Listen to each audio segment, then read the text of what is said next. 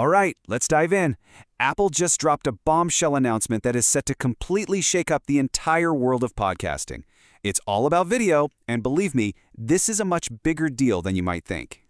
So, this news drops, and suddenly everyone is asking the same exact question. Is the audio-only podcast officially dead? I know, it sounds a little dramatic, but Apple's latest move is such a huge push into video that it's forcing all of us to seriously consider it. Okay, so what is all the fuss about?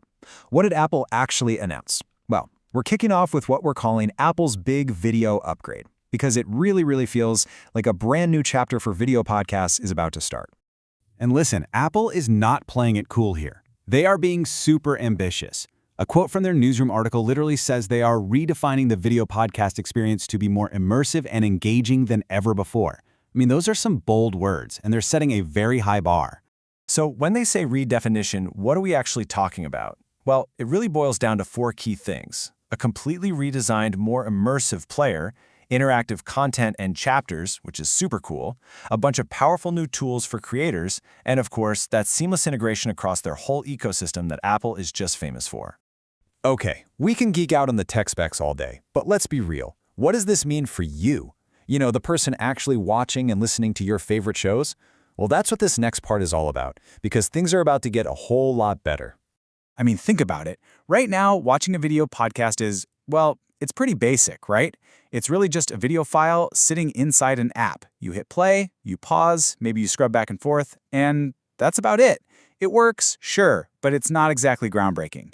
And that is what's about to get a major overhaul. And this slide right here, it just perfectly shows you the before and after.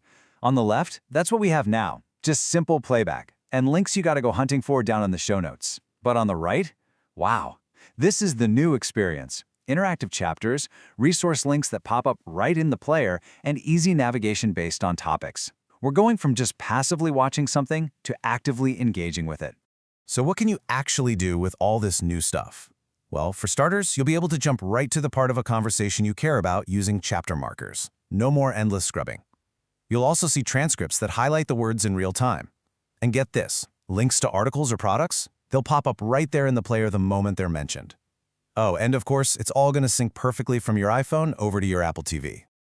Okay, so a great experience for us viewers is one thing, but it's all for nothing if creators can't actually, create it easily. And that brings us to the other half of this announcement, the seriously powerful new tools Apple is giving them to make it happen. And honestly, they've made the workflow for creators look incredibly simple. It's basically just 4 steps. A creator uploads their video, then the system just, poof, automatically generates a full transcript and even suggests where the chapters should go.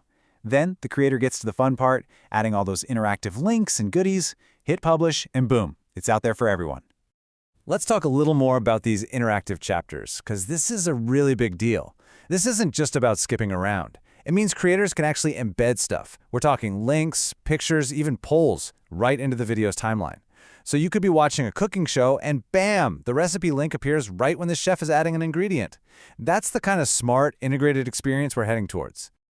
All right, so we've seen what this means for you, the viewer, and what it means for creators. Now it's time to zoom all the way out.